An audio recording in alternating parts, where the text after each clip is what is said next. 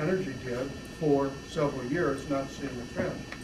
My point here is the opposite is true, where it looks like high prices for public policy, we do need to consider the low prices, and that leads me to not say just arbitrarily crude-based bid, we can go back to the gross. We need to be reinvesting in crude to keep it going. And Mr. Sully, I'm sure you don't, that I couldn't have done that better. So just conceptually, those are two broad points I wanted to just raise, and by way of introducing into the mix my 2 cents in this potpourri of thinking. I wanted to throw out a couple of things I hadn't heard tonight that I think belong in the public radar screen.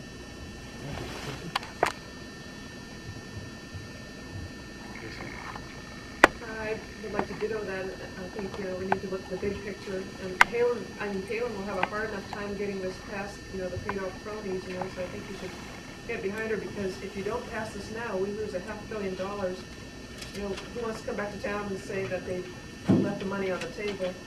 And don't worry about the oil company spin.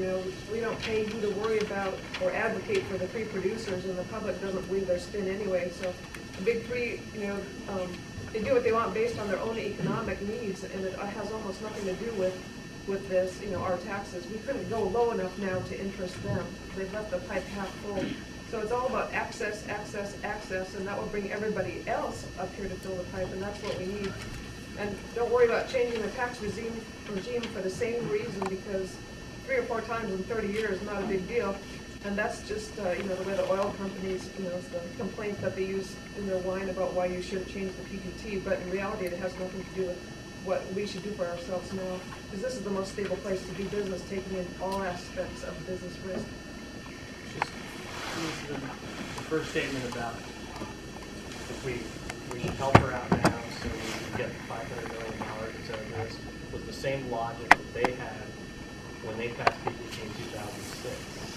And we've seen the flaws that are inherent in the system. That's why the governor introduced this legislation to look back at PPT and try and fix some of the loopholes. I'm not in favor of just passing something just for $500 million. I want to make sure it's the right decision, and that we've got the best economic data available to us. And my background's not math or economics, and so I appreciate people like Richard. I want it as simple as possible. And so, I want to have like when I do my taxes, it's a page and a half on Quicken. It takes 35 minutes to do.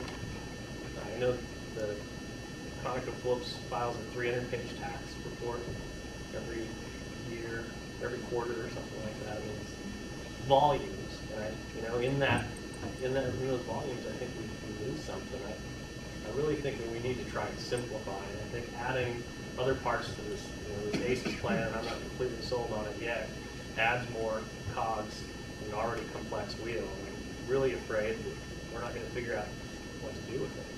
And it should be regular people being able to figure out what to do with it, so we don't have to hire so many experts to tell us what tax policy we just passed.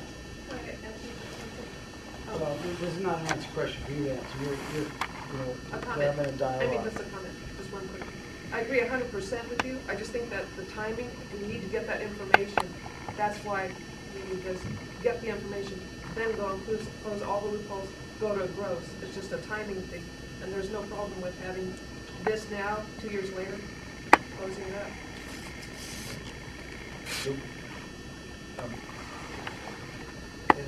In line 6 of this bill, or at least the copy that I have here, line 6 talks about establishing an oil and gas tax credit fund and authorizing payment from that fund. I didn't hear anything about that on Friday at either one of the presentations. Have you heard anything about what that fund does? I'm concerned that it's some kind of nose under the tent, that it may have certain restrictions, obligations, or is there already a fund and they're just modifying it? But it says, after amending the State Personnel Act, and that's for the exempt service of certain auditors, then the next line is after a semicolon, establishing an oil and gas tax credit fund and authorizing payment from that fund. That makes me think that maybe there's a whole bunch that's going to be left in that fund. Don't know anything about it. Just establishing another fund to What? access. I couldn't find anything in here, but I don't didn't think put this there's underneath a- my pillow. I had two pillows, so it didn't. I think they have something in mind with it, but not that they're sharing it with everybody Okay. yet. I asked Marcia Davis about that, because that was an area that she assured me it was simply a pass-through for 100% credit, because now the small investment companies were only getting 80 to 90 cents on the dollar for the credit. We intended for them to get 100% because they were selling to the bigger companies, and that was what they were paying. And I don't know why we'd have to call it a fund if it's simply a pass-through. That's what she said. Well, that is, if that's what you're talking about, that is exactly what she said, that's right. Rather than it being a credit that somebody that was not producing couldn't sell and they're stuck with it, so they want to get rid of it, so they sell it for 80 or 90 cents on the dollar instead of getting their full value for it. So this was to do away with that credit and just give them their money, whatever the full value of it was. I'll see if I can find that. How does Alaska's tax on oil compare, let's say the current one and the ACES proposal, how does that compare to comparable countries around the world who also have oil companies drilling on their land? Is our tax structure, how's it compared? No one's ever answered that I've heard. They have a chart, I can't recite from it, and I don't know if we have that handy, but the UK is at 51%, we're, ACES puts us at 86%, 87%, no, 67. And then Norway is a little high, they don't like to talk about Norway, it's about 80%. Yeah, they get a good benefit. The international tax regimes, data source, petroleum, all fiscal regimes, the median is about 48%. Norway is at 78%, UK at 50%, global Mexico at 46%. Alaska? ACES puts us 66 to 69, so they haven't really paid that. The PPP status quo is 63 to 68%, and I guess that's because of the potential for deductions and stuff like that. It's all set number. That is in, did we have this one? No, this is in their agenda, in something they handed out at the various meetings they have around the state. And sometimes this is a class, for example, of apples and oranges. But sometimes that they would show us, here's Alaska and here's Angola. Okay, what else is happening in Angola? Is it production sharing? Is it revenue sharing? What's the structure? What's happening around the other side of the fence when you can't see it with, with the despots and what's going on? What's the cost of stability? Who's actually getting the payments? Where those things are going.